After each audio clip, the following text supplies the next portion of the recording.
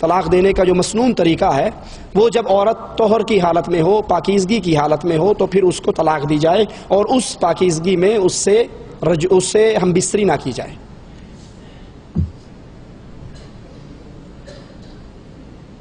جس لڑکی سے میری شادی ہے،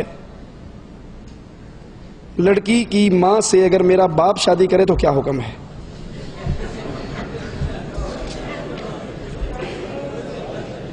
تو آپ باپ بیٹا بھی بن جاؤ گے اور سانڈو بھی بن جاؤ گے۔ کرا ڈال لو، جس کا نام نکلے وہ کر لے، ایک چھٹی کر دے کر لے۔ ایسے نہیں ہو سکتا۔ آپ جس سے آپ نے کرنی ہے تو اس سے آپ کریں۔ اب اس کی ماں جو ہے وہ آپ کے لیے ساس بن جاتی ہے، دونوں میں سے کوئی ایک کرے، دونوں نہ کریں۔ واللہ اعلم۔ باقی کسی عالم سے مزید اس کی تفصیل پوچھ لیں۔ اگر کوئی مرد غصے میں کہے میں تجھ کو گھر سے مار بھگاؤں گا تو کیا طلاق ہوگی؟ نہیں، یہ کہنے سے کہ میں تجھے مار بھگاؤں گا، گھر سے نکال دوں گا، اگر اس کی نیت کیا ہے، کہنے والے کی نیت کیا، میرے گھر سے نکل جا، میرے گھر سے نکل جا، مرد اپنی بیوی کو کہتا ہے، نیت طلاق ہے کہ طلاق کی صورت میں نکل جا، ٹھیک ہے، یہ ایک الگ معاملہ ہے۔ ایک ویسے غصے میں کہتا ہے، مارتا ہے تجھے، نکل جا میرے گھر سے، مار دوں گا، چل میں تجھے تیرے باپ کے گھر چھوڑاؤں، با ارادہ طلاق نہیں، با ارادہ زیارت، کہ چھوڑ آتا ہوں، مل آئے گی، 4 دن رہ لے گی، تو اس سے طلاق نہیں ہوتی، یہ تو آپ کے ارادے پر ڈیپینڈ ہے۔ واللہ اعلم۔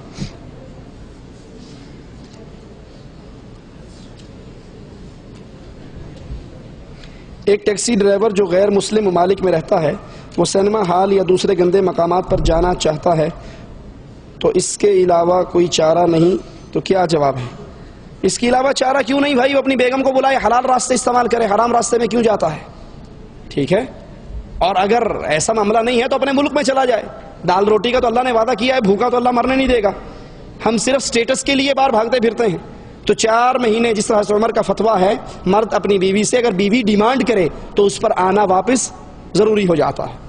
تو یہ طریقہ نہیں ہے کہ یہاں آ کر 4 سال انسان پڑا رہے اور بیوی کے پاس نہ جائے اور یہاں پر اپنی خواہشات بجھانے کے لیے وہ گندگی کے مقامات پہ پھرتا رہے، یہ طریقہ درست نہیں ہے۔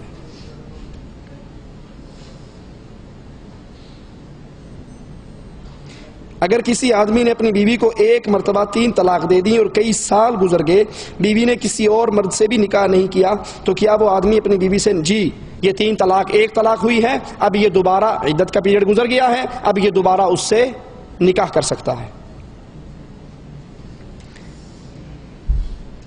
بیمہ کا روپیہ لیا ثواب ہے یا گناہ؟ یہ بیمہ گناہ کا کام ہے، حلال طریقہ نہیں ہے۔ کوئی زندگی کا بیمہ کروا لیتا ہے، کوئی گاڑی کا بیمہ کرواتا ہے، تو یہ انشورنس کروانا اسلام کے اندر حرام ہے۔ کافر کو کافر کہنا مناسب ہے کہ نہیں؟ آپ کے سوال میں 2 باتیں ہیں۔ کافر کو کافر کہنا، ایک تو مراد یہ ہے کہ آپ کسی کو تبلیغ کرتے ہو، کافر کافر شیعہ کافر، کافر کافر شیعہ کافر، نعرے لگتے ہیں، کافر کافر شیعہ کافر، جو نہ مانے وہ بھی کافر، تو یہ طریقہ رسول اللہ صلی اللہ علیہ وسلم کا طریقہ نہیں۔ ہمارے ایک علاقے میں ایک شیعہ اور ایک سنی بس میں بیٹھے ہوئے، تو وہ سنی اسے کہنے لگا کہ آپ کون ہیں؟ آپ کون ہیں؟ وہ شیعہ کہتا میں کافر ہوں۔ اس نے کہا یار کیوں مذاق کرتے ہو، یہ مسلمان ہیں، پاکستان ہے، مسلمان رہتے ہیں، یہاں سے کافر کہاں سے آئے؟ آپ سچی سچی بتاؤ آپ کون ہیں؟ کہتا بھائی میں مانتا ہوں میں کافر ہوں۔ کہا نہیں، مذاق نہیں کرو، سچی بات بتاؤ آپ کون ہیں؟ کہا اگر میں سچ بتاؤں گا تو پھر بھی تو مجھے کافر کہو گے۔ کہا کیا مطلب؟ کہا میں شیعہ ہوں۔ کہتا ہاں پھر تو کافر ہے۔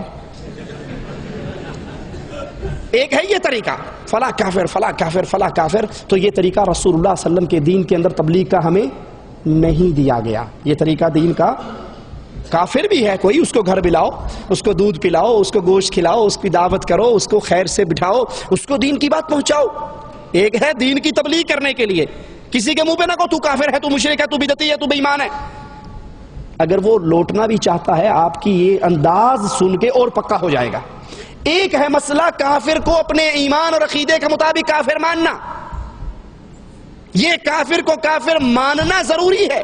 کسی کافر کے کفر میں شک نہ ہو، یہودی کافر ہے، عیسائی کافر ہے، آپ کا اور میرا ایمان ہے، ان کے کفر میں شک نہ کریں۔ کافر کے کفر میں شک کرنے والے کا اپنا ایمان رخصت ہو جاتا ہے۔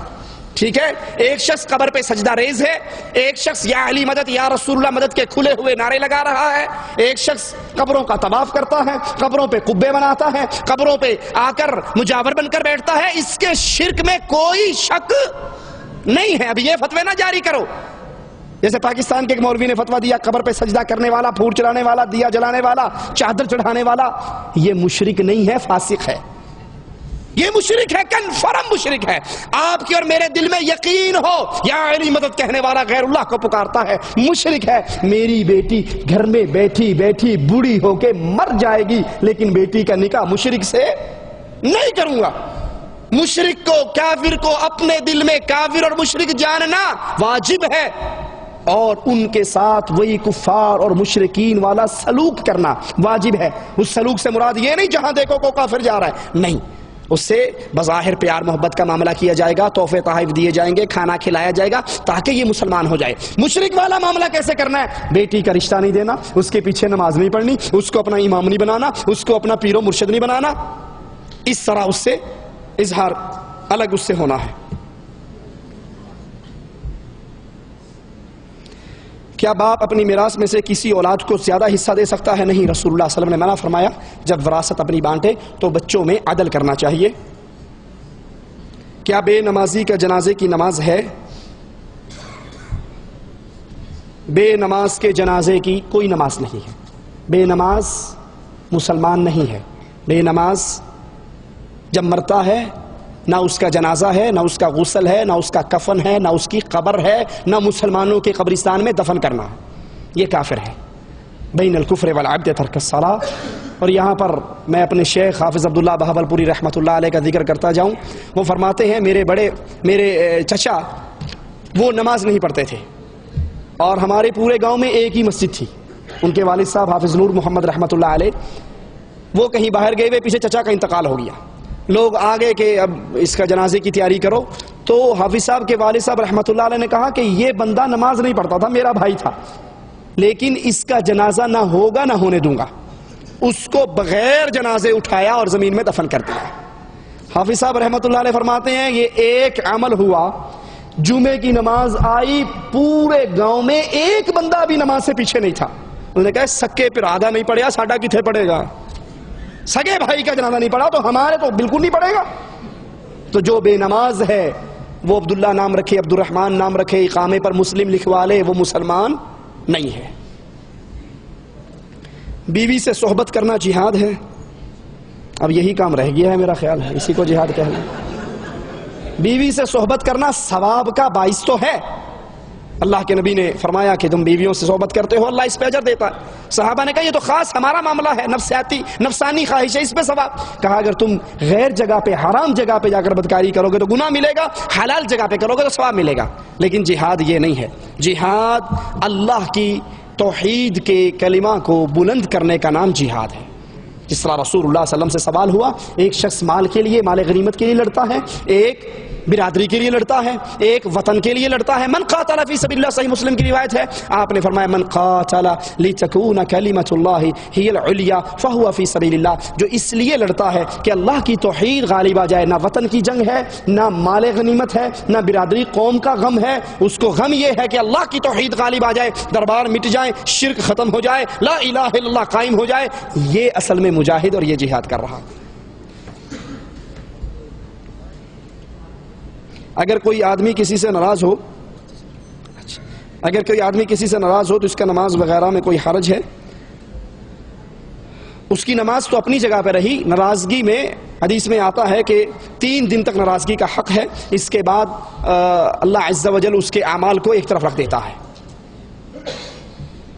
کیا شرک کرنے والے امام کے پیچھے نماز ہوتی ہے؟ مشرک امام کے پیچھے نماز نہیں ہوتی. ٹیکسی ڈرائیور اندھا ہو تو اس کی گاڑی میں بیٹھ کے سفر کرو گے؟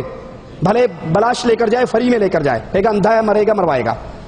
اسی طرح امام جو مشرک ہے، جو بدعتی ہے، جو یا علی کہتا ہے، جو چلے لگاتا ہے، تصوف پہ ایمان رکھتا ہے، وحدت الوجود کا ایمان رکھتا ہے کہ ہر چیز ہی اللہ ہے، ادھر بھی اللہ ادھر بھی اللہ، یہ عقیدہ رکھنے والا مشرک ہے. اس کے پیچھے نماز نہیں ہوتی.